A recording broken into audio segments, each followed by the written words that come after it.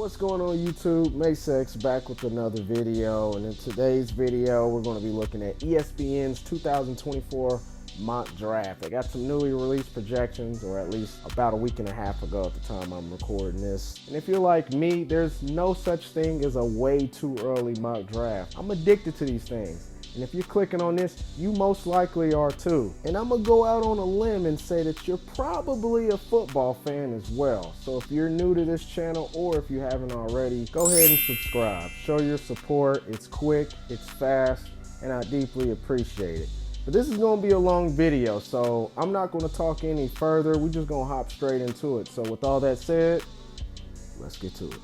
So at pick number 32, we have the Kansas City Chiefs selecting Xavier Worthy, wide receiver out of Texas, listed at 6'1", 163 pounds. I mean, I think the Chiefs are going to always be mocked at wide receiver since they traded away Tyreek Hill before the 2022 season. They're going to try to find and mock that deep threat that's going to fear defenses, and that's what Xavier Worthy is, the big playability.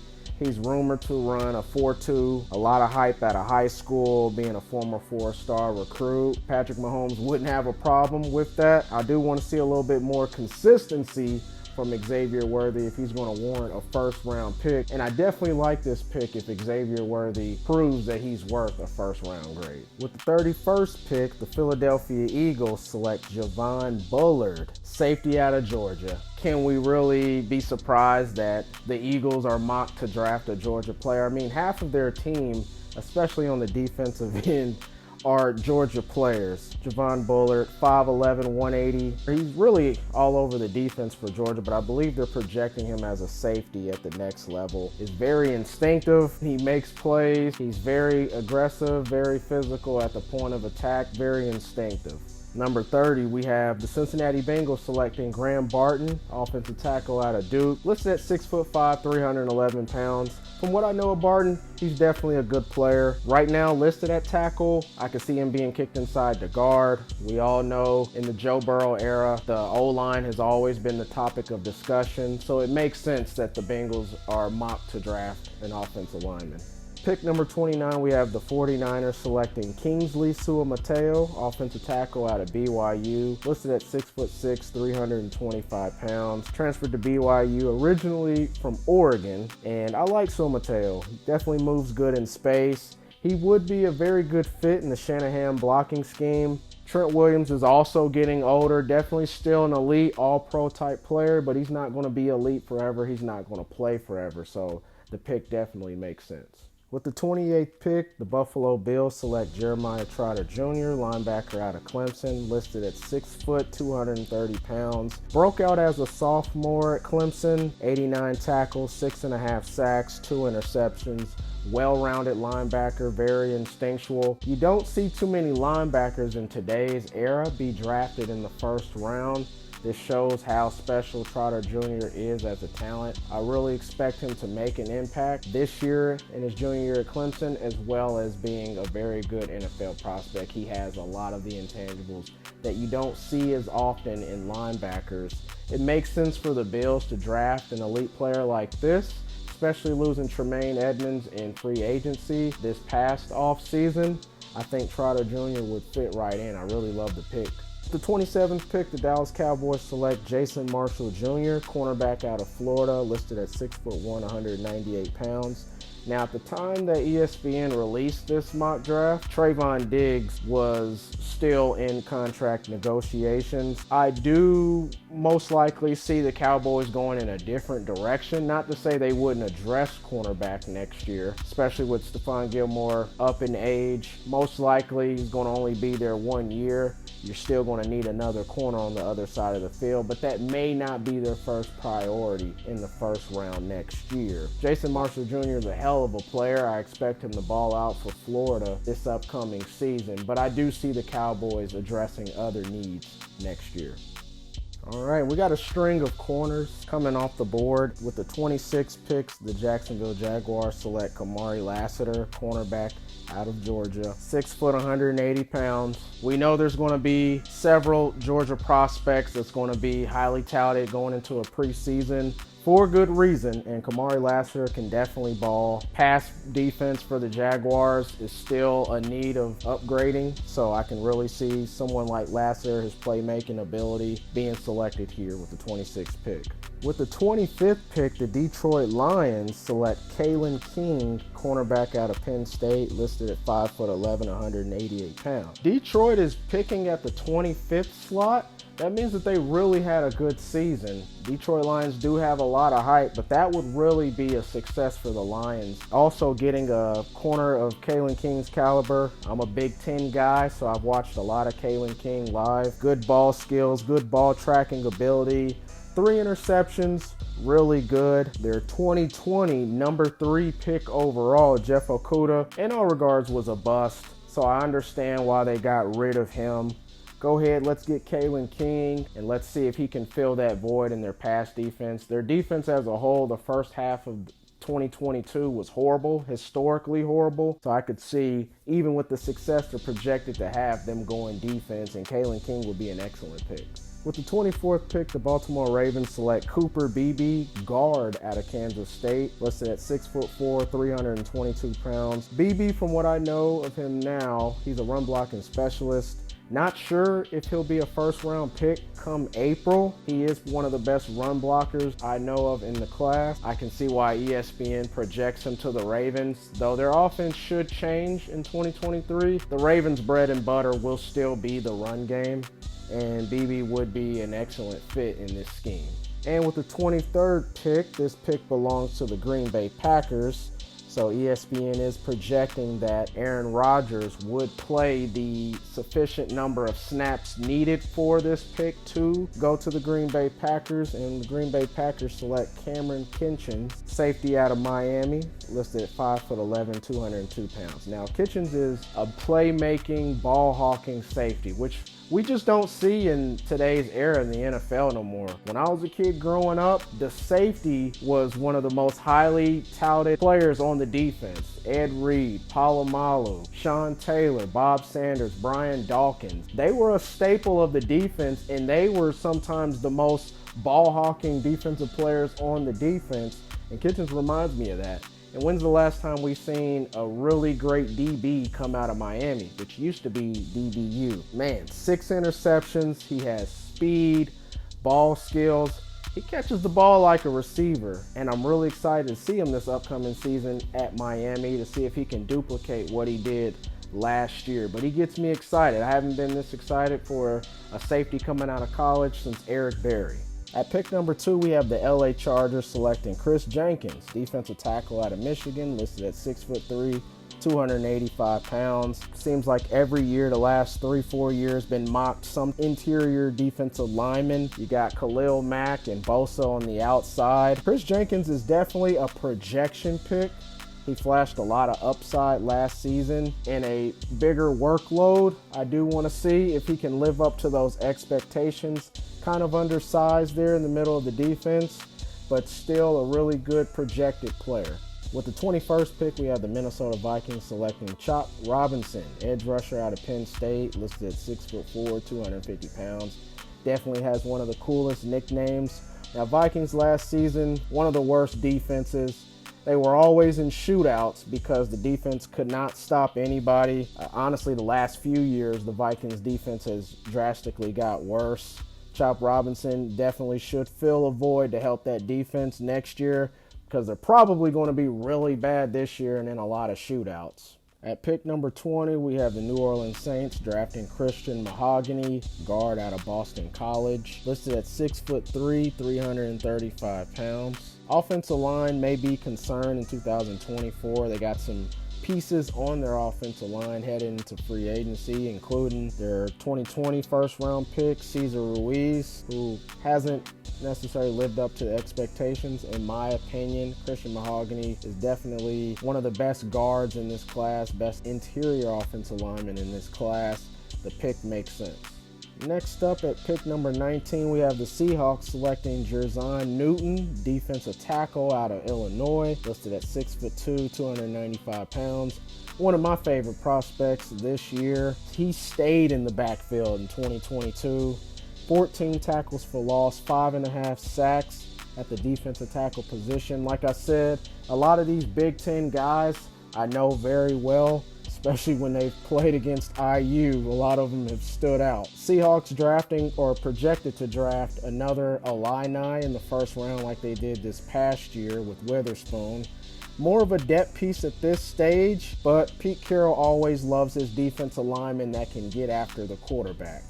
At number 18, we have the Miami Dolphins, who I'm sure are happy to have a first-round pick this year. We have them projected to select Donovan Jackson, who's a guard out of Ohio State, listed at 6'4", 300 pounds.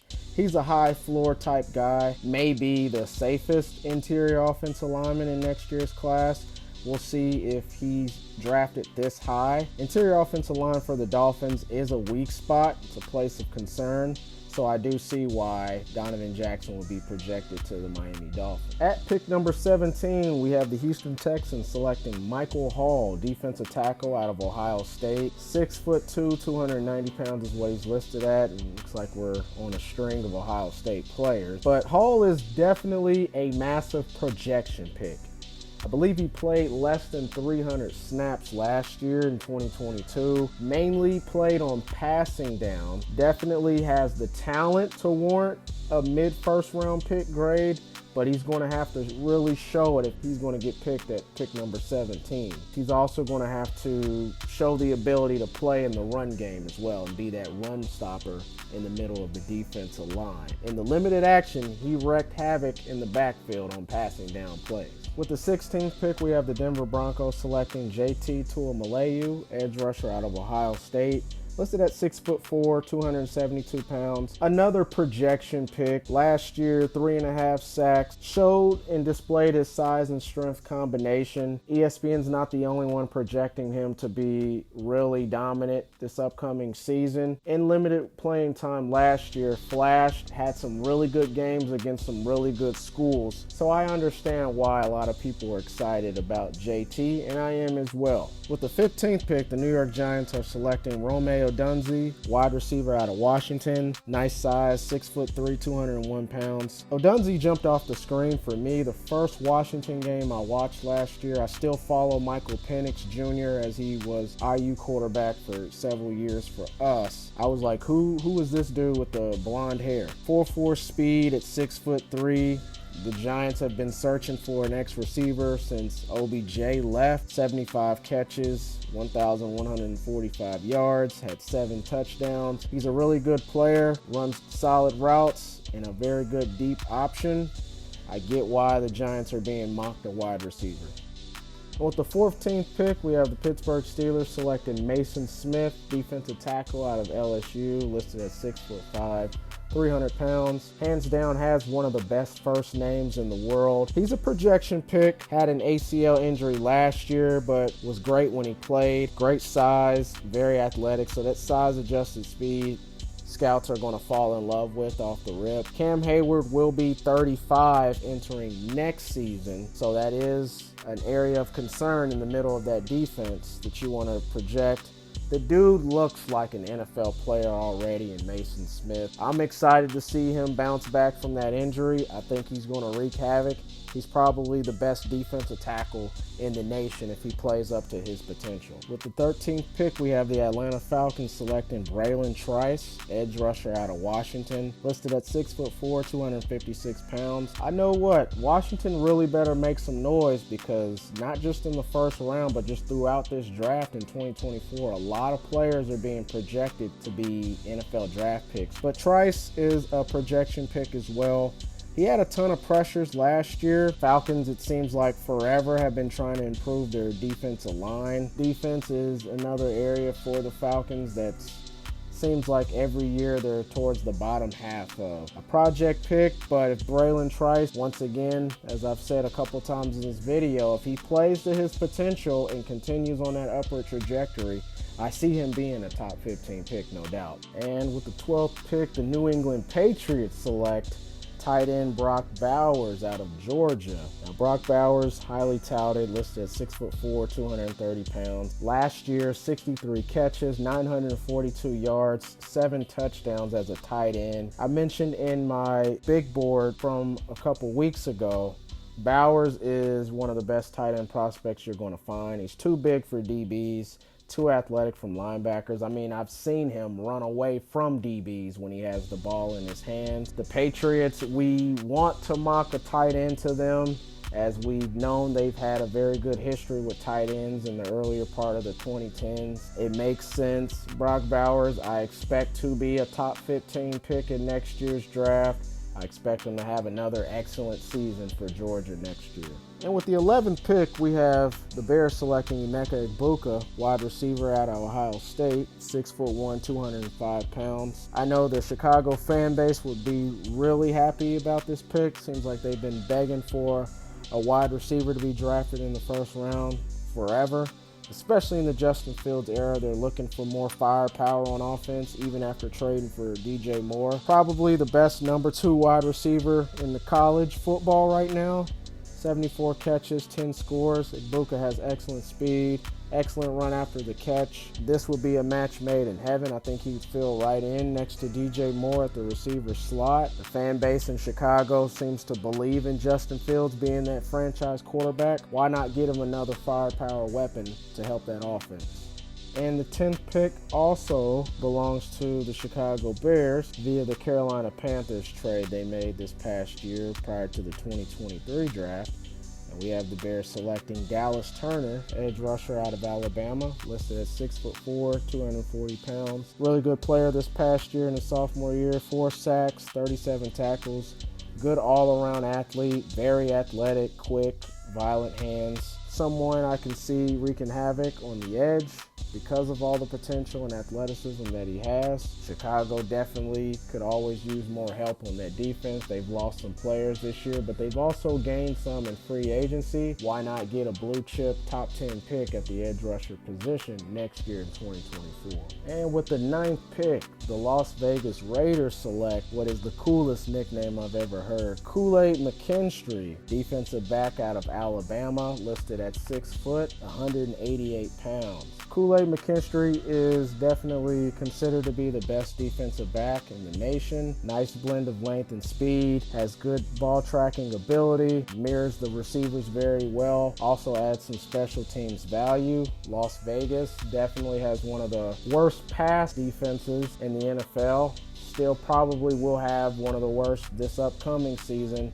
I think that Kool-Aid will plug in very well and would be a very good marketing piece for the Raiders. And with the 8th pick, we have the Washington Commanders selecting Quinn Ewers, quarterback out of Texas, listed at 6'2", 206 pounds. Quinn Ewers' story up to this point is definitely, to me, one for the ages, starting with him being listed 5-star prospect according to 24/7 Sports, a perfect score composite rating. Also, the whole NIL situation with him and his family, leaving high school a year early to get the bag, go to Ohio State, stayed for a year, then transferred to his original commitment, which was Texas last year. Showed flashes. I mean, against Alabama, they might win that game if he doesn't get hurt. And then he had a few game stretches where he looked very subpar, and then others where he flashed why he was a perfect score rating. So Quinn Ewers is the ultimate projection pick right now, being a top 8 pick in next year's draft.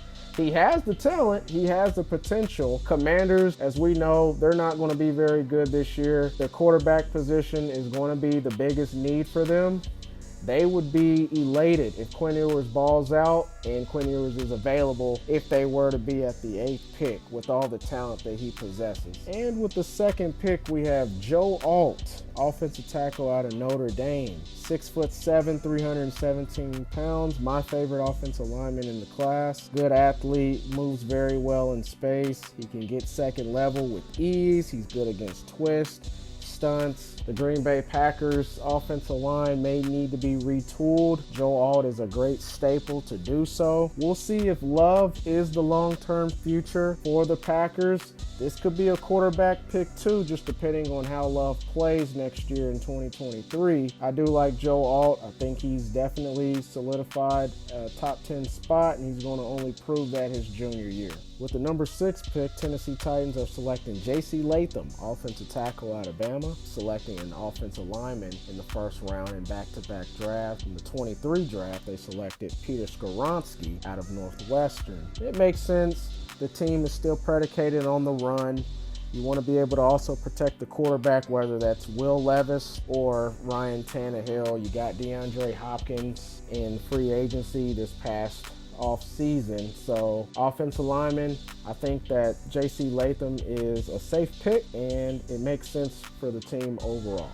All right, now we're moving into the top 5. And at number 5, we have the LA Rams selecting Jared Verse, edge rusher out of Florida State, listed 6'4", 248 pounds. Very productive season last year in 2022 at 9 sacks. Very athletic, I mentioned in a previous video. He's a size-adjusted speed freak. Sub 4'6" is what I'm expecting his 40 to be in next year's combine. Rams, it seems like, haven't had a first-round pick in forever. We know the strategy that they've done the last 6-7 years in the McVay era. It's worked out. They did get a Super Bowl. Aaron Donald's getting into his mid-30s. How much longer is he going to play? Why not start the foundational piece with one of the best edge rushers in the nation next year in Jared Verse? And at number 4, we have the Colts selecting Olu Fashanu, who's the offensive tackle out of Penn State, listed at 6'6", 321 pounds. Fashanu, I'm seeing more and more being regarded as the number 1 tackle in this class. He's very effective in space, better run blocker than Joe Alt. He's also a really elite pass blocker as well. Still developing overall, but he's already shown that he has the talent and the potential to be the best offensive lineman in the class. If the Colts are picking number 4, that means we're really bad, and more than likely our offensive line, which used to be one of the strongest parts of our team, is continuing to get worse and worse, which it has been the last few years. So why not get a franchise staple at left tackle in Fashanu? At number 3, the Tampa Bay Buccaneers are selecting Drake May, quarterback out of North Carolina. Listed at 6'4", 220 pounds, had an excellent sophomore year, 38 touchdowns, 7 interceptions. Everything you look for in a pro-style quarterback. I love his size. He has a rocket arm. He's dual threat. Tampa Bay, we know they're not going to be very good next year. I definitely don't think I'm alone in saying that Baker Mayfield is not the long-term answer. They're drafting number 3. They're going to go quarterback. If Drake May is available on the board, they're going to take Drake May. They're not going to make any second guesses about that.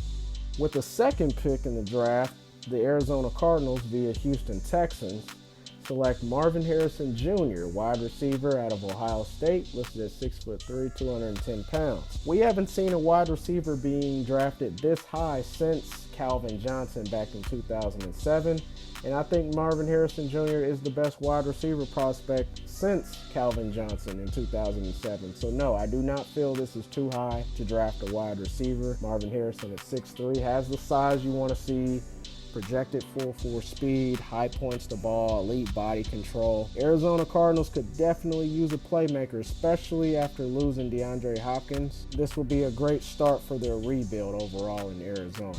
I definitely agree with this projection. With the first pick, the Arizona Cardinals, which this is their first round pick, ESPN has the Cardinals selecting Caleb Williams, quarterback out of USC. 6'1", 220 pounds is what he's listed at. You guys know him, Heisman Trophy winner this past season in 2022 for USC, 42 touchdowns, 5 interceptions. Transferred from Oklahoma to USC, balls out first year. Most likely the best player in the nation. He's box office. I've talked about him before. He extends plays that shouldn't be extended. He's an elite producer, probably the most fun to watch in all of college football. Arizona's going to snag him up in a heartbeat. A lot of questions about Kyler Murray. They did just give him that big contract, but if you're at number 1, you can't let a prospect like Caleb Williams run away from you essentially because you're tied up with Kyler Murray, who I feel Caleb Williams has a much higher ceiling. He gets the Patrick Mahomes comparisons all the time. 100% agree with ESPN with this projection. All right, so this is ESPN's first version of their mock draft for 2024. As I've mentioned before in similar videos like this, a lot's going to change between now and July to October, midway through the college season, to the end of the regular season before the bowl games in December, and then through the off-season process with Senior Bowls, NFL drafts, pro days, and then April. But it's always fun to look at these. It gets you excited for football. It gets you excited for looking towards the future. I want to see what you guys think about ESPN's mock draft. What are some players you agree with? Who's some players that are sleepers, honorable mentions that you feel will be a first-round pick? Comment all that below. I want to see what you guys think about this. I know I have my opinion. So with all that said, if you made it this far in this video, that means you're definitely rocking with me. Go ahead and like and subscribe to this video for more content. Football season's right around the corner, as I mentioned, so there's going to be a lot of things to talk about, debates. I'm all for it. With all that said, you guys have a good one, and I'll see y'all in the next video.